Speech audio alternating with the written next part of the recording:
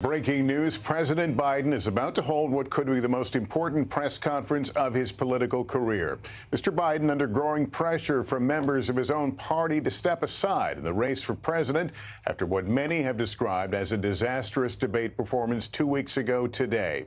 Now the eyes of millions of voters and also his key allies inside the Democratic Party will be watching closely to see how he answers the barrage of tough questions likely to come his way in this unscripted format. This is not only the president's first press conference since that debate, but also the first solo press conference he has held in 8 months.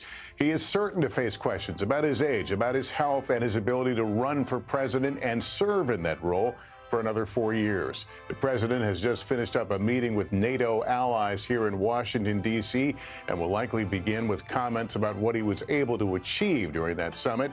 But the question looming over all of this is whether he can regain the confidence of the Democratic Party and assure lawmakers and voters he can take on Donald Trump in the race for president.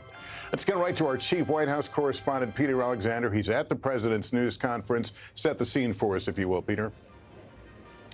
Lester, we are within the 2-minute warnings. We expect to see President Biden any second now. He arrives here as both commander-in-chief and a presidential candidate. And as you note, the stakes are quite high for this opportunity before the American people, the first solo news conference in 8 months, and also an opportunity to try to make up for the Democratic defections, to satisfy the anxiety of Democrats. And here is the president. Thank you. Please be seated. Well, good evening.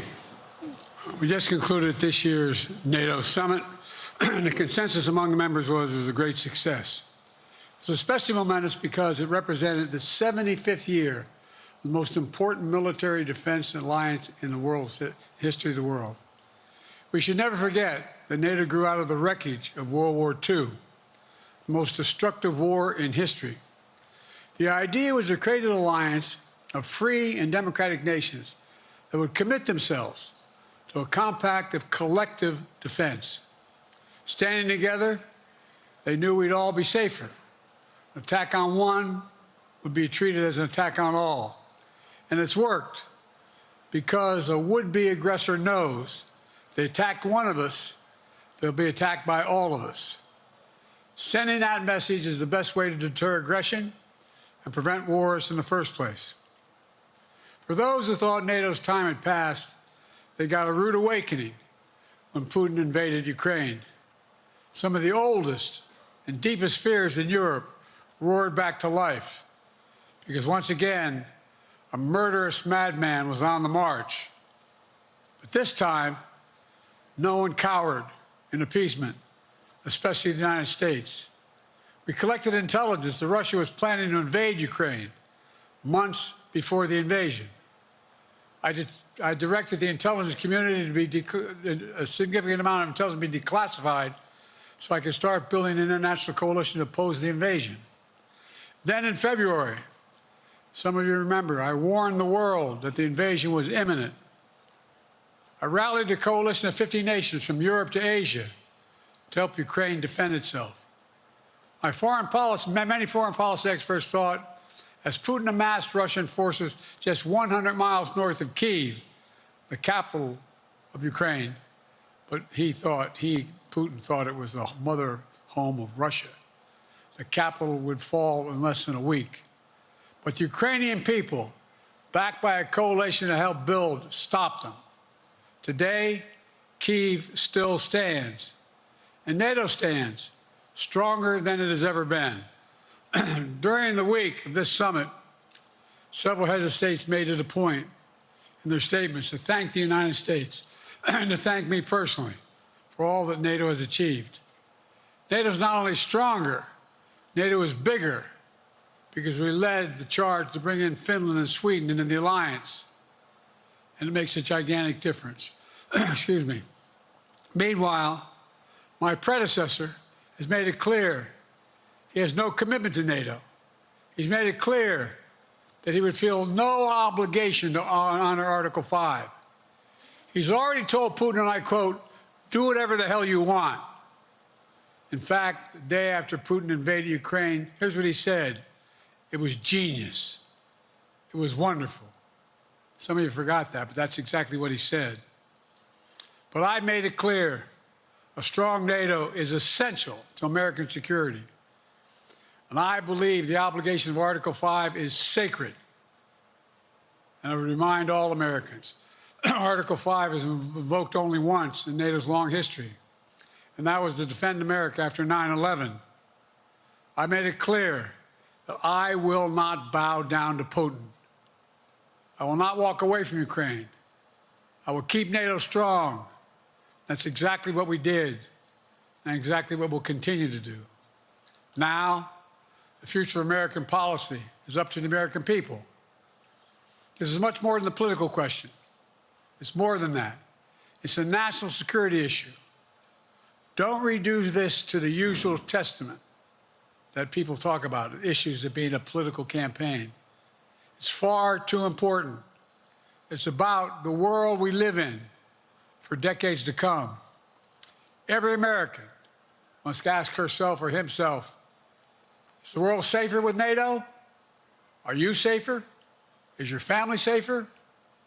I believe the American people know the answer to all those questions is yes. And I believe the American people understand that America is stronger because of our alliances. I believe the American consensus from Truman to Reagan to me still holds today. America cannot retreat from the world. We must lead the world. We're an indispensable nation, as Madeleine Albright wrote. Now let me turn to three other key issues. Just this morning, we had a great economic report showing inflation is down. Overall prices fell last month. Core inflation is the lowest it's been in 3 years. Prices are falling for cars, appliances, and airfares. Grocery prices have fallen since the start of the year. We're going to keep working to take down corporate greed to bring those prices down further. Meanwhile, Trump's calling for a 10% tariff on everything Americans buy, including food from overseas, vegetables, and other necessities. And economists tell us that that would cost the average American working family another $2,500 a year. It's a tax of $2,500 a year. Second, our efforts to secure the border, southern border, is working. After Trump killed the bipartisan effort to secure the border, Republicans and Democrats had worked on, because he thought it would benefit me and make him a loser, Republicans walked away. So I took executive action last month. As a consequence, working with Mexico, border encounters have gone down over 50%. The current level is lower today than when Trump left office. Third, for months, the United States has been working to secure a ceasefire in Gaza, to bring the hostages home, to create a path for peace and stability in the Middle East. 6 weeks ago, I laid out a detailed plan in writing. It was endorsed by the UN Security Council, the G7. That framework is now agreed on by both Israel and Hamas. So I sent my team to the region to hammer out the details. These are difficult, complex issues. There's still gaps to close. But we're making progress. The trend is positive. And I'm determined to get this deal done and bring an end to this war, which should end now. Let me conclude where I began. We're the United States of America. We are the indispensable nation. Our leadership matters. Our partnerships matter. This moment matters. We must rise to meet it. With that, I'll take your questions. I've been given a list of people to call on here. Reuters, Jeff Mason.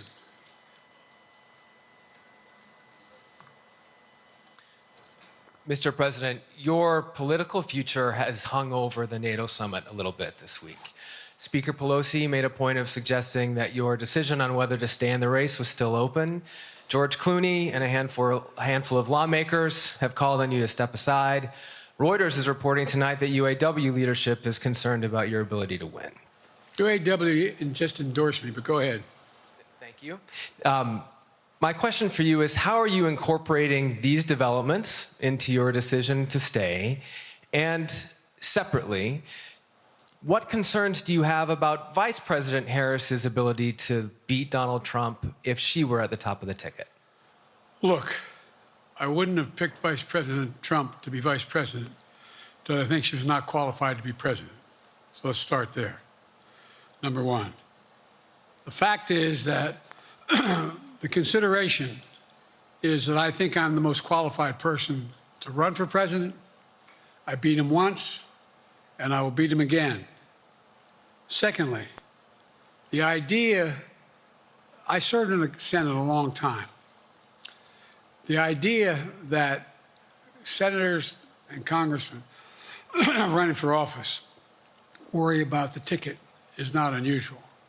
And I might add, there are at least 5 presidents running or incumbent presidents who had lower numbers than I have now, later in the campaign.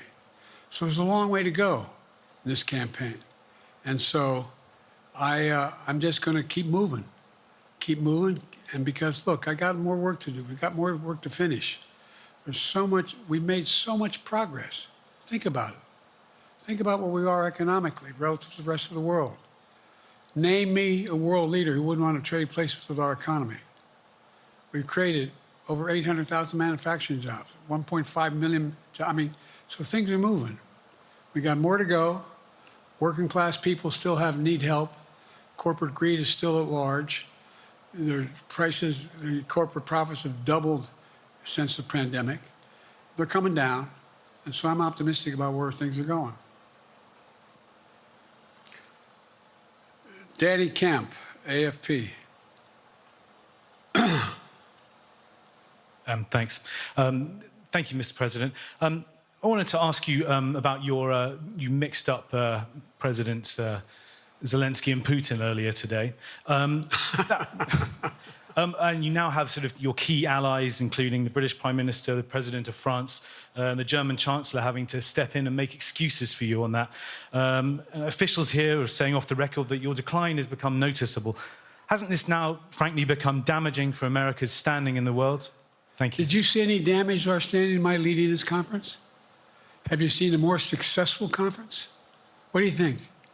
And the Putin piece, I was talking about Putin, and I said, and now, at the very end, I said, here, I mean, Putin. I said, oh, no, I'm sorry, Zelensky. And then I added 5 other names. Look, guys, the idea anybody suggests that we haven't had an incredibly successful conference. How many times did you hear in that conference, I know it sounds too self-serving, but other leaders, heads of state, in thanking me, saying the reason we're together is because of Biden, because Biden did the following. Look, folks, this is, well, anyway, I thought it was the most successful conference I've attended in a long time, and find me a world leader who didn't think it was. Next one, Nancy Cordes, CBS. Thank you, Mr. President. You mentioned other instances in history where presidents have faced a challenge, but what makes this moment in history so unique is that it is not your enemies who are calling on you to reconsider your decision to stay in the race. It's your friends, supporters, people who think you've done a great job over the past 4 years. Have you spent time thinking about what it would mean for your legacy, which you've worked decades to build, if you stay in the race, despite the concerns that voters say they have, and you lose to someone who you yourself have argued is unfit to return to the Oval Office? Well, look, I'm not in this for my legacy. I'm in this to complete the job I started. As you recall, understandably, many of you and many economists thought my initial initiatives that I put forward, can't do that, it's going to cause inflation, things are going to skyrocket, the debt's going to go up. What are you hearing now from mainstream economists? 16 economic Nobel laureates said I've done a hell of a job. That under my plan so far and what's going to happen in the future if I'm reelected, that things are going to get much better. Our economy is growing. I was determined when I got elected to stop the trickle-down economic theory, that if the wealthy did very well, everybody else would do well. My dad was a well-read, decent guy. I don't remember much trickling down on his kitchen table. Middle-class people and working-class people need help. And so what happened is I decided to was able to implement as president what I believed when I was a senator. And that is that the way to build this economy is from the middle out and the bottom up. That way we grow the economy. And the wealthy still do very well. They do fine. And guess what? Find me an economist, a mainstream economist who said we haven't done well. What have we not done that isn't working right now? And so we got more to do, though. We got to finish the job. And by the way, I come from the corporate state of the world. Delaware has more corporations registered in Delaware than every other state in the nation combined. I'm not anti-corporate, but corporate profits have doubled since the pandemic. Doubled. It's time things get back in order a little bit. It's time, for example, if I'm reelected, we're going to make sure that rents are kept at 5% increase of corporate rents for apartments and the like and homes are limited to 5%. We're going to make a lot of changes that I've been talking about because we're going to continue to grow this economy. And by the way, remember how I got so roundly criticized for being so pro-union, not labor, union. Well, guess what? I've been the most pro-union labor president in history. Not a joke. And guess what? We had the Treasury Department do a study. When unions do better, everybody does better. Everybody does better. And we talk about how, for example, remember when we talked about getting the computer chip industry back in the United States? Used to be 40% of the industry. We invented the chip.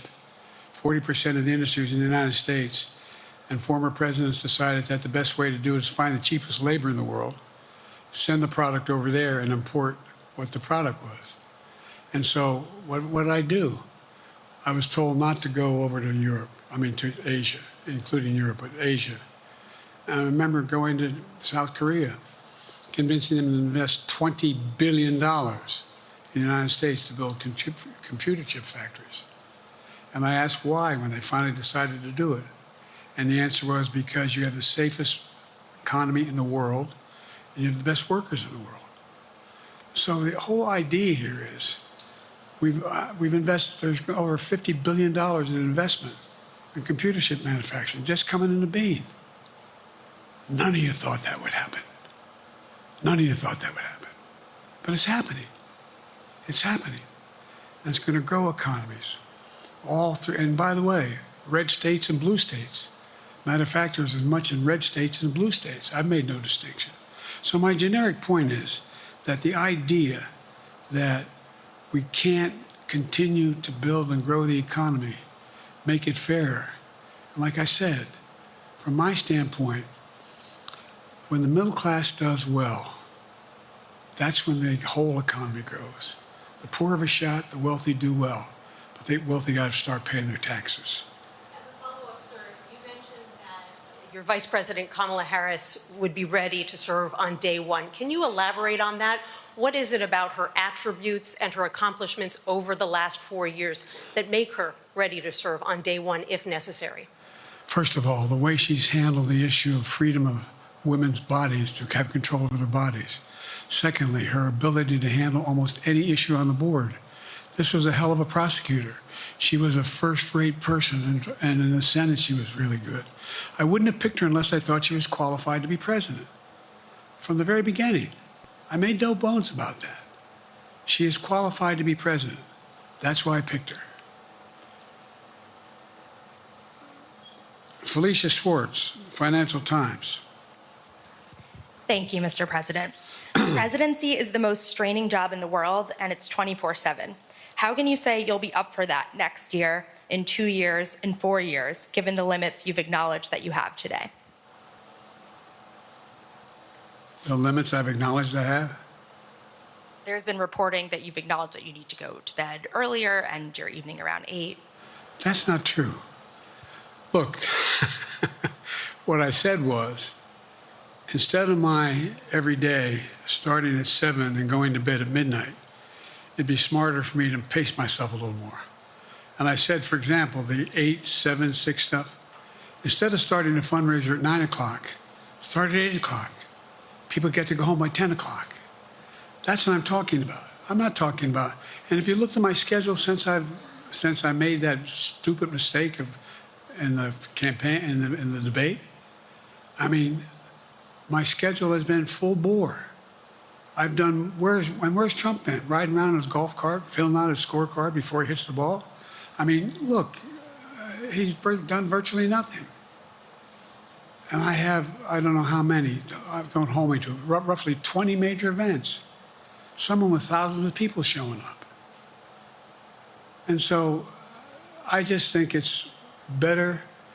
I always have an inclination, whether I was playing sports or doing politics, just to keep going, not stop. I just got to just pace myself a little more. Pace myself. And the next debate, I'm not going to be traveling into 15 time zones a week before. Anyway, that's what it was about. That's what it was about. And by the way, even with that, I love my staff, but they add things all the time. At the very end, I'm catching hell from my wife for that. Anyway, I'm sorry. Zeke Miller, Associated Press. Thank you, Mr. President. Two questions for you. First, on the NATO summit, President Zelensky, in your meeting with him, he pressed you to lift your limitations on the Ukrainian use of American weapons, saying that, in his public remarks afterwards, saying that Ukraine cannot win the war unless those limitations are lifted. Are you reconsidering your position on that? And then secondly, following up on Felicia's question there, leaders of your own party have said that they're not worried about that debate. They're worried about the next bad night and the bad night after that. How can you reassure the American people that you are up to the task and that there won't be more bad nights at a debate stage or somewhere else? First thing about Zelensky asking for the ability to strike deep into Russia. We've allowed Zelensky to use American weapons in the near term, in the near or abroad, into Russia. Whether or not he should be attacked. For example, should Zelensky, he's not. If he had the capacity to strike Moscow, strike the Kremlin, would that make sense? It wouldn't. The question is, what's the best use of the weaponry he has, and the weaponry we're getting to him? I've gotten a more long-range capacity, as well as defensive capacity. And so our military is working. I'm following the advice of my commander-in-chief, the chief of staff of the military, as well as the Secretary of Defense and our intelligence people. And we're making a day-to-day basis on what they should and shouldn't go, how far they should go in. That's a logical thing to do. Second question related to bad nights, sir. How can you reassure the American people that you won't have more bad nights, whether they be on a debate stage or it's a matter of foreign policy? Well, I tell you what, the best way to assure them is the way I assure myself. And that is, am I getting the job done? Am I getting the job done? Can you name me somebody who's got more major piece of legislation passed in 3.5 years? I created 2,000 jobs just last week. So if I slow down, I can't get the job done. That's a sign that I shouldn't be doing it. But there's no indication of that yet. None. Who I got here?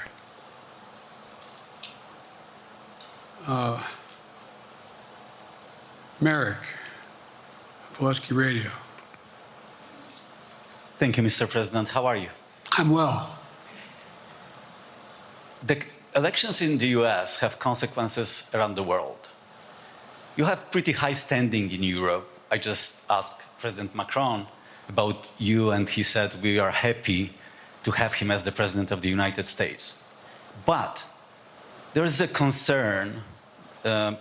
Many people in Poland and across Europe are worried that the former president may win the election.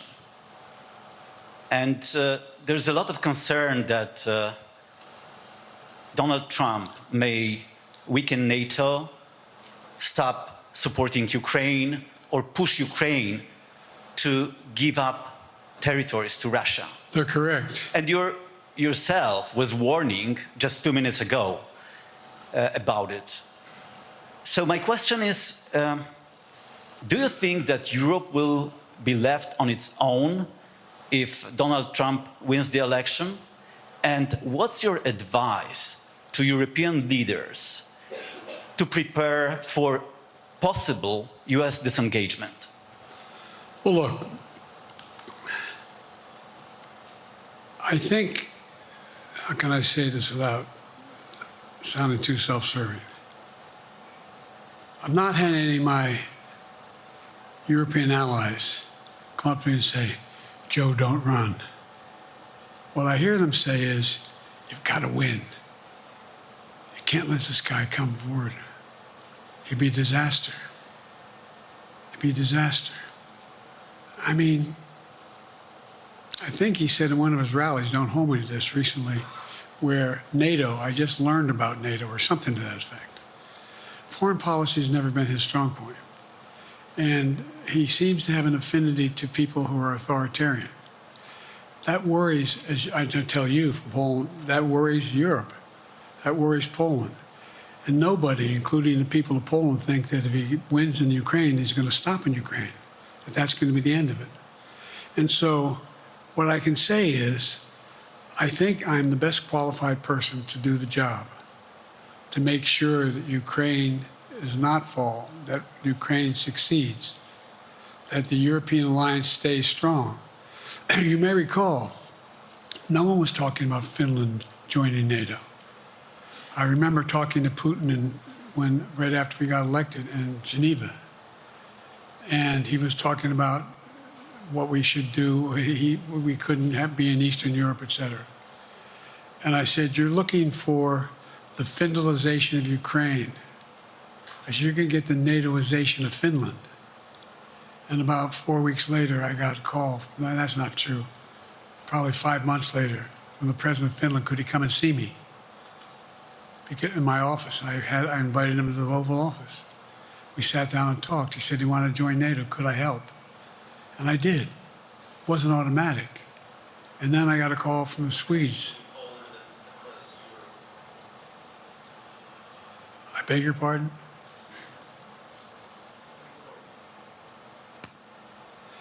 And so Finland joined NATO, 800-mile border, it's a significant, and they were already allies, but they weren't part of NATO. And you heard, I think you heard, maybe, I can't recall whether he said it publicly in our closed meeting, but he wouldn't mind it being repeated. He said, we decided in Finland, the people of Finland decided they had to be part of NATO. It was in our interest because of the joint ability to be together, to dissuade any attack on Finland. And the same thing with Sweden. It took a lot of selling to some folks, particularly in Turkey and other places, to agree to the expansion. But it expanded. And we're a hell of a lot stronger because of it. We're more secure because of it. And by the way, I was able to get 50 other nations, 50, to support Ukraine. 50. And we were able to bring about a coalition of Europe and Asia, Japan and South Korea. I just we talked about AUKUS, and we talked about the relationship between Australia, New Zealand, Japan, South Korea, the United States. We're making the world safer and stronger because we have to deal with the new arrangement that exists in the world. The Cold War is over. The post-war era is over. What is going to replace it? And I respectfully suggest I have a pretty good idea what that should be. I've convinced a lot of people to follow it, and we're just going to get stronger. David Sanger. Where's it? Thank you, Mr. President. Be nice, David. Mr. President, The NATO declaration that was issued yesterday was very notable because it described China as a decisive enabler of the war in Ukraine for its provision of critical goods to the Russians. That's part of a broader partnership that seems to have cemented in place in the past 2 or 3 years. I think one that you were a little bit doubtful of when we asked you about it some time ago.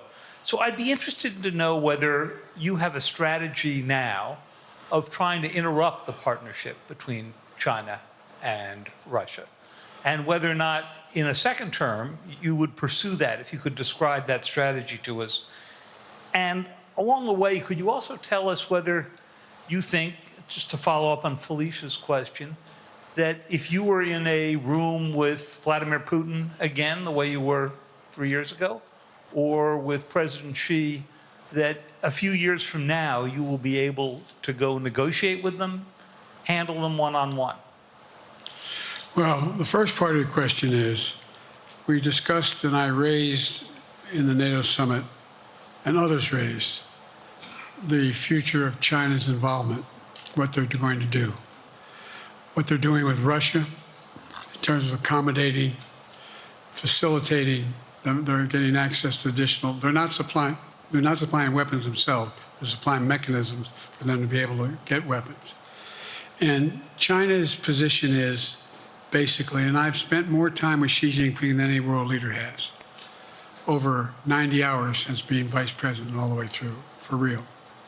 And by the way, I handed all my notes. But my point is that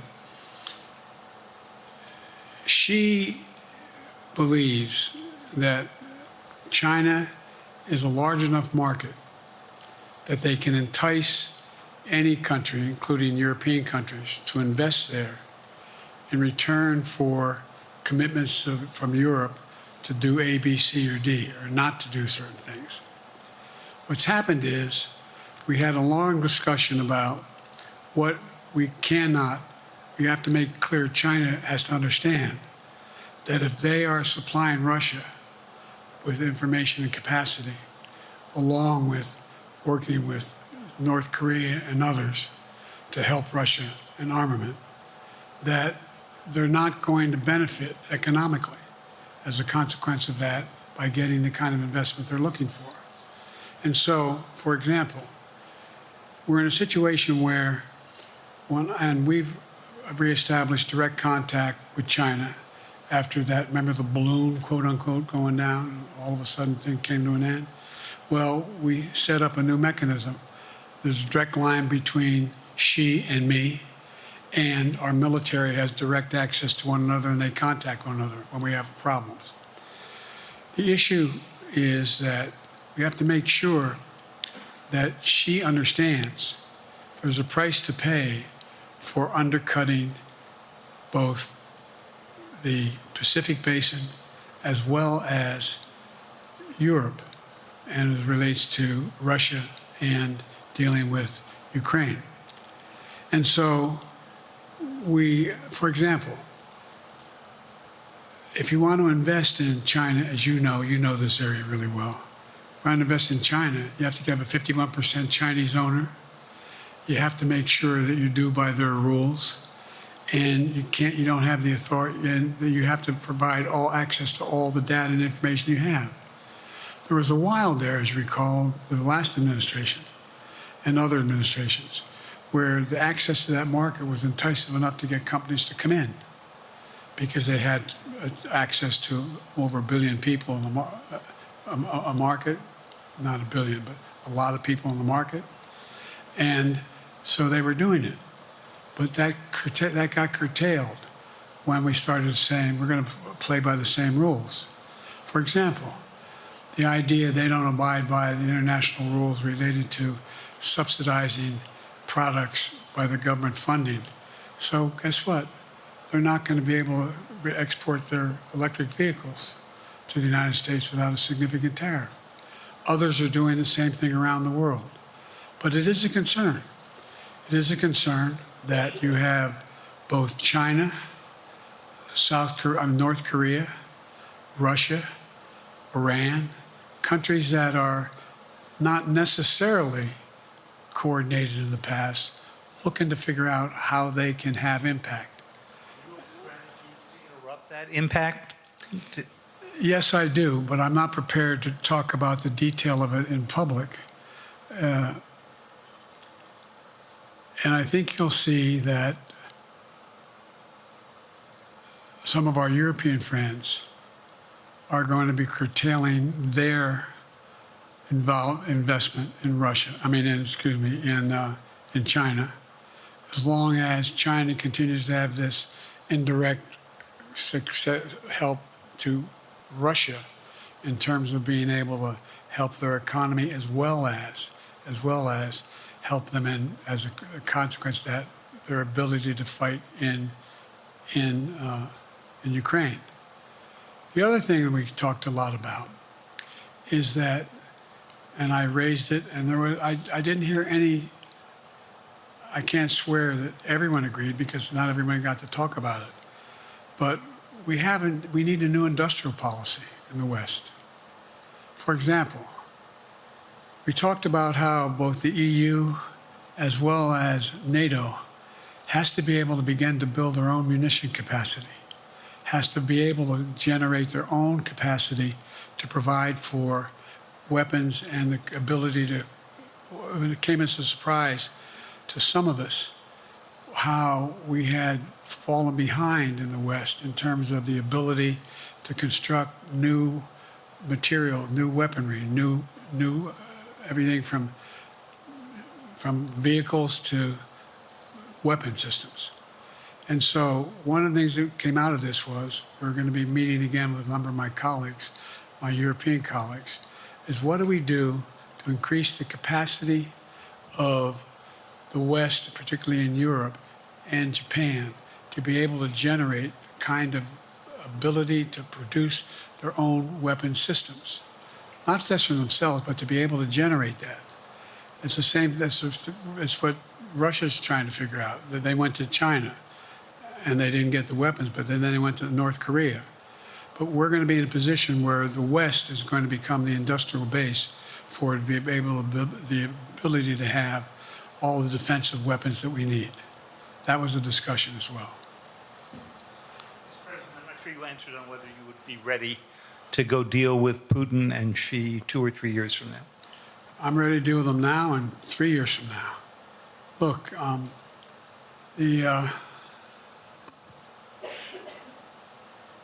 like I said, I'm dealing with Xi right now and direct contact with him.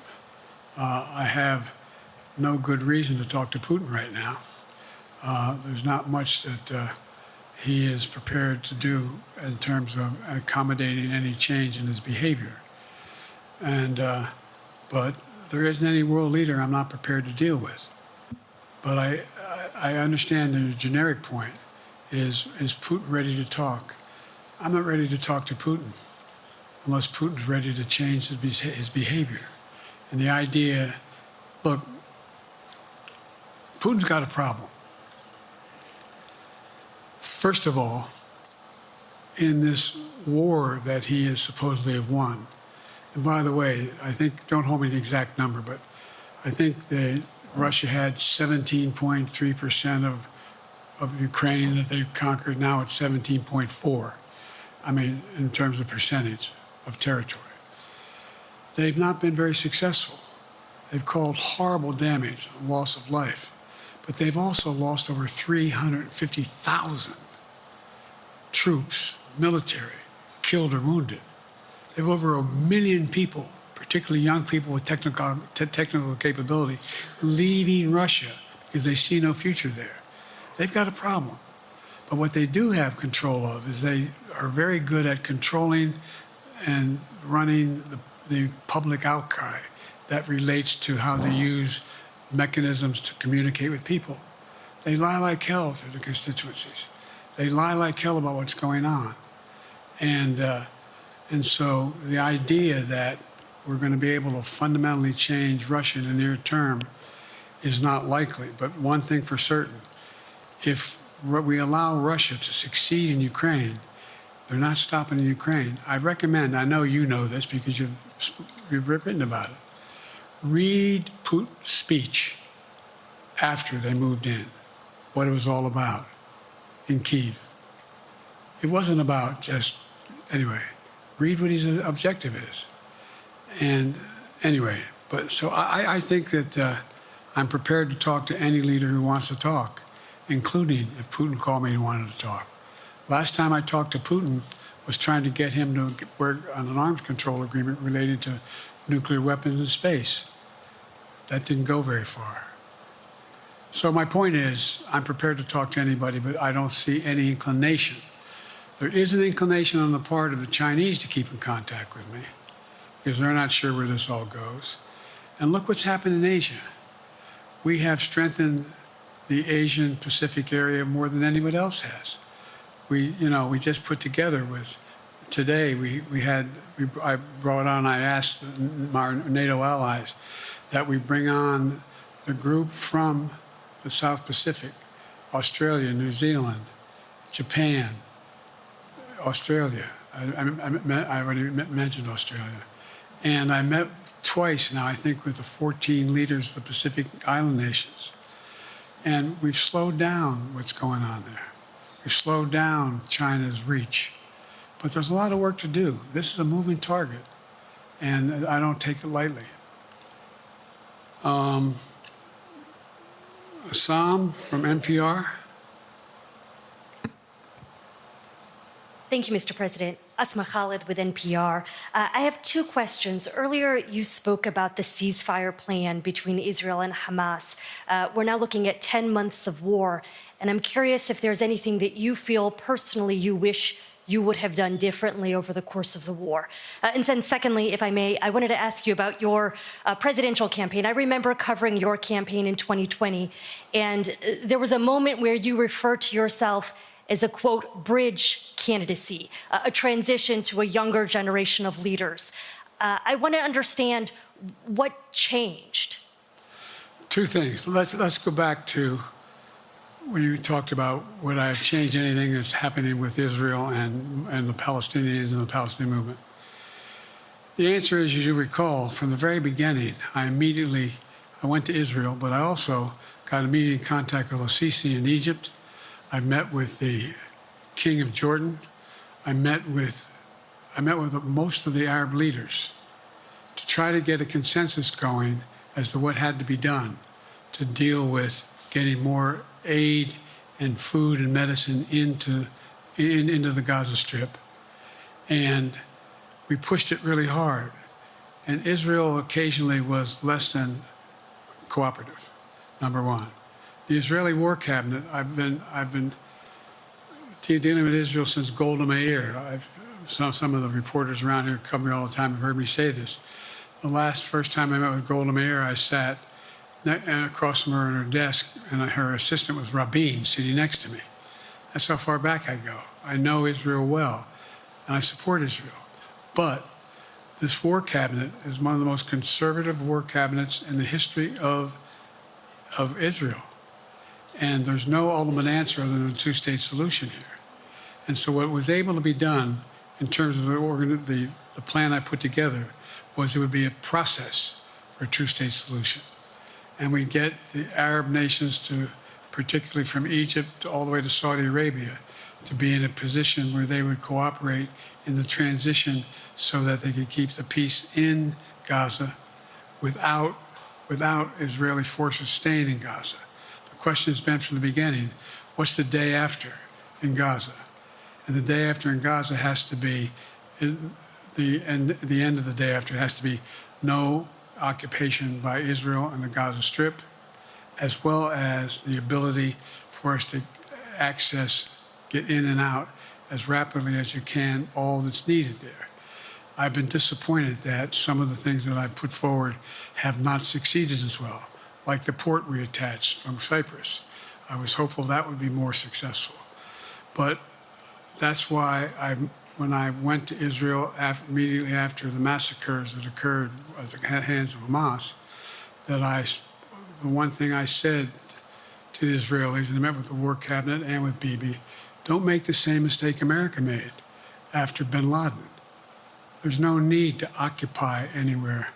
Go after the people who did the job. You may recall, still get criticized for it, but I was totally opposed to the occupation and trying to unite Afghanistan. Once we got bin Laden, we should have moved on, because it was not in our. No one's ever going to unite that country. I've been over every inch of that, not every inch, the entirety from the poppy fields all the way to the north. I said, don't make the same mistake we made. Don't think that's what you should be doing, is doubling down. We'll help you find the bad guys, Sinwar and company. And all this criticism about I wouldn't provide when the weapons they needed. I'm not providing them 2,000-pound bombs. They cannot be used in Gaza or any populated area without causing great human tragedy and damage. But remember what happened when you had the attack on Israel with rockets and ballistic missiles.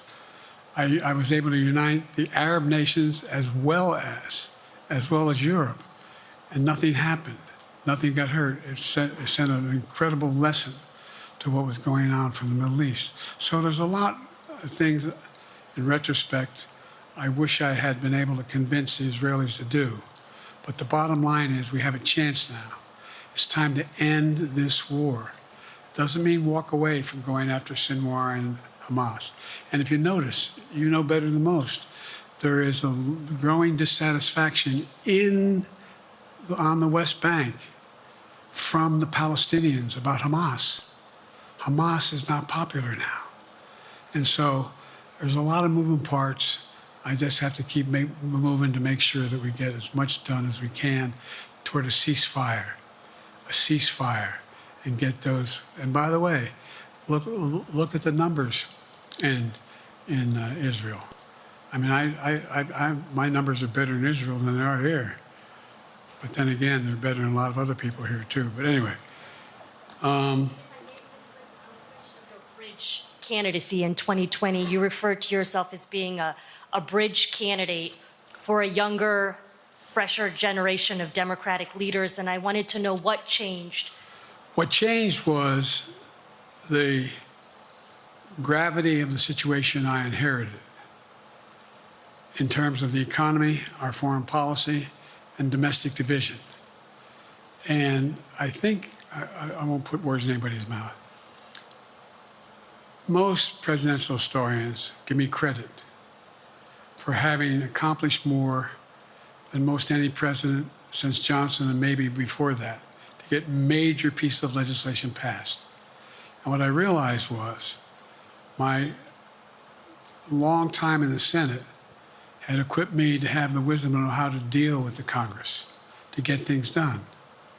We got more major legislation passed that no one thought would happen. And I want to finish it, to get that finished. If tomorrow, if we had a circumstance where there was a lineup and I hadn't inherited what I did and we just moved things along, anyway, it's going to change. Last question. Haley Bull, Scripps. Or no, Josh Weingrove, I'm sorry, was the next one. I'll do 2 more questions. Thank you, Mr. President.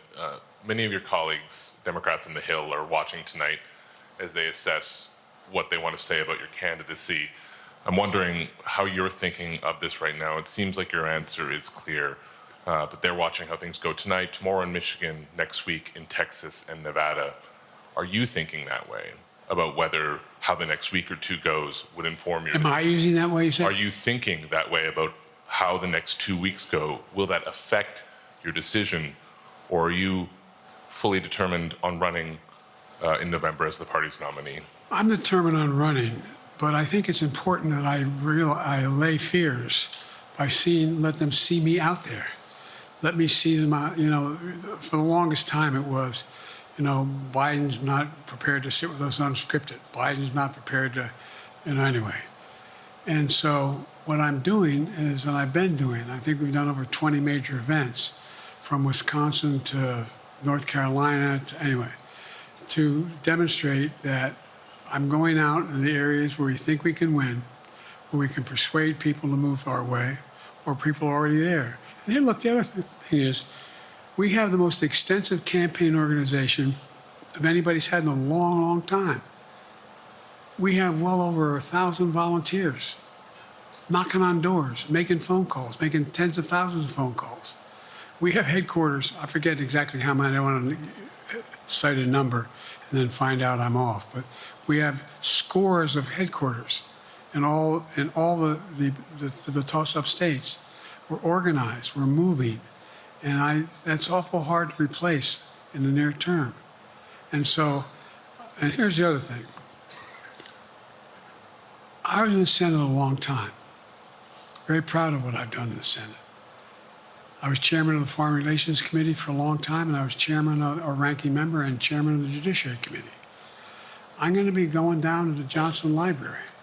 Anyway, I'm going to be going around making the case of the things that I think we have to finish and how we can't afford to lose what we've done or backslide on civil rights, civil liberties, women's rights. There's that little button we have. Control guns, not girls. I mean, the idea, we're sitting around, this is where Kamala's so good as well.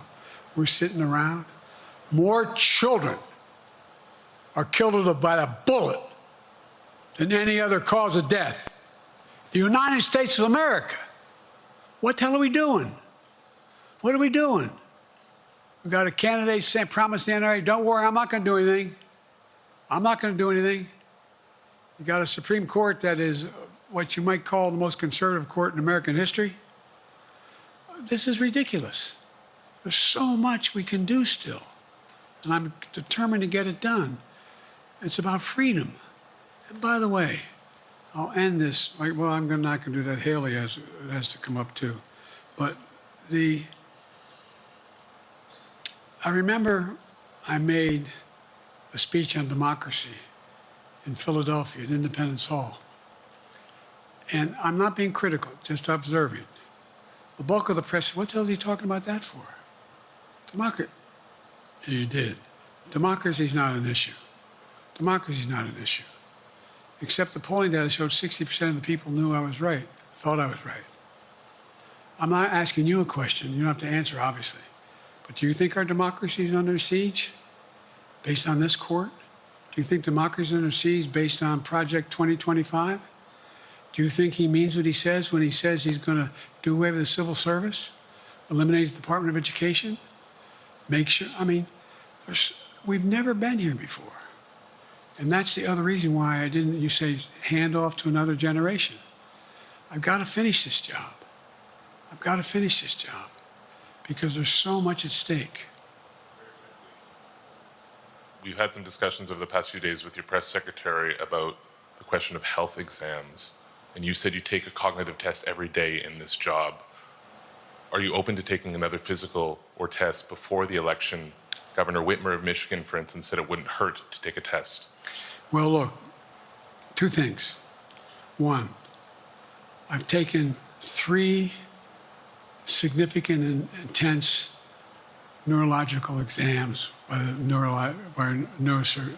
neurologist. In each case, as recently as February. And they say I'm in good shape, okay? Although I do have a little problem with my left foot because it's not as sensitive because I broke my foot and didn't wear the boot. But I'm good. I'm tested every single day about my neurological capacity to do decisions I make every day. You talk to my staff, all of you talk to my staff. Sometimes my staff talks a lot. But the fact of the matter is, I don't think you have them telling you that all the major ideas we've undertaken haven't been in part initiated by me. I remember when the staff, I said, I'm going to go to South Korea. We're going to get the chip. What are you doing? I'm going to get Japan and Korea back together again after essentially having hostilities toward one another since the end of World War II. I'm going to move and see that we can expand. The only thing age does is help you with it, creates a little bit of wisdom if you pay attention. And so the point I'm making is, I think it's important that if the neurologist tells me he thinks I need another exam, and by the way, I've laid every bit of the record out. Hadn't hidden a thing. You ought to ask Trump for his, okay? I laid it all out. And every single day I'm surrounded by good docs.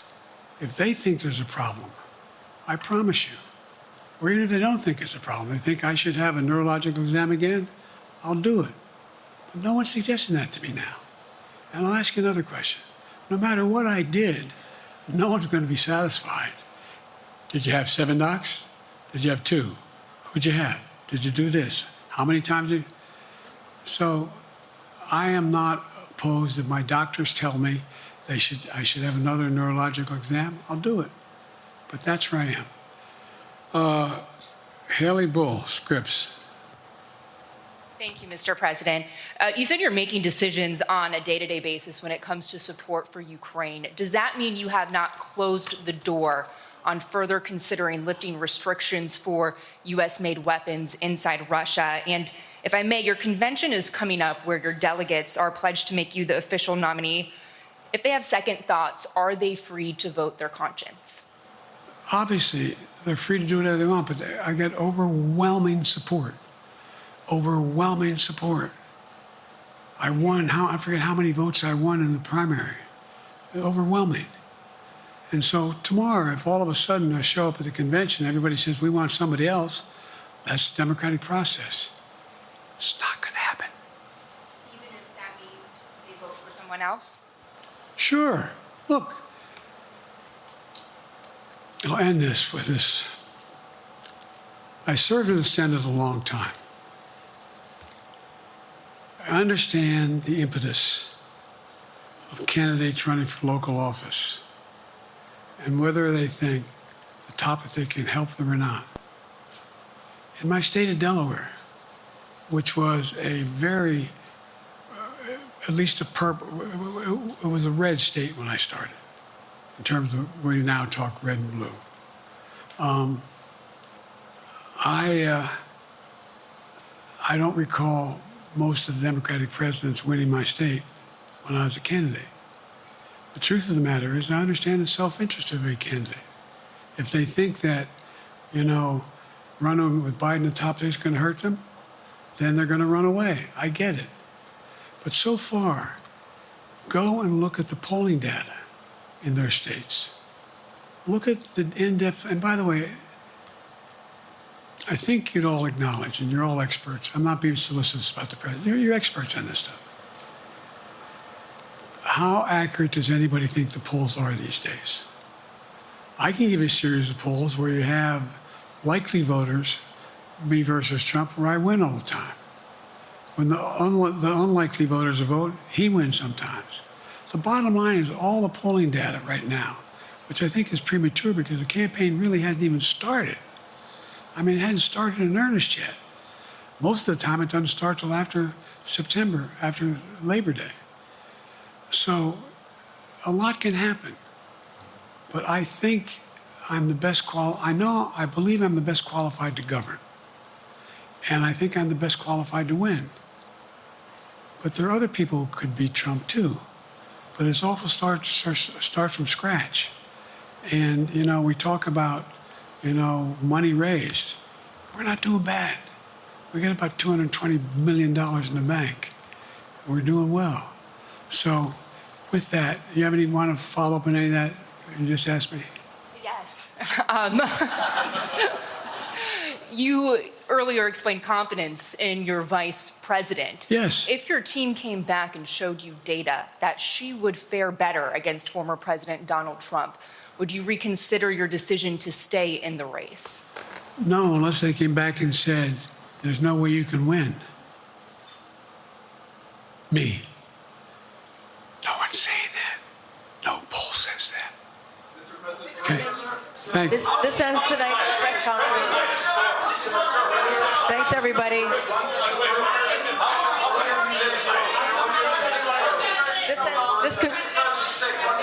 This concludes. Respectfully, earlier you misspoke in your opening answer. You referred to Vice President Harris as Vice President Trump.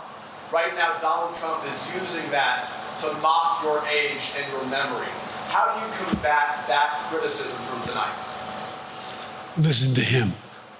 This concludes tonight's press conference. Thank you, everybody. Thanks, everyone. President Biden leading a lengthy news conference, a solo news conference, the first that we have seen since last November, a considerable amount of time. As we expected, he took a lot of questions about his cognitive ability, about the move among many Democrats to remove him from the ticket. Many of them he deflected, others he took straight on. Washington correspondent Hallie Jackson is with me. Our friend Peter Alexander.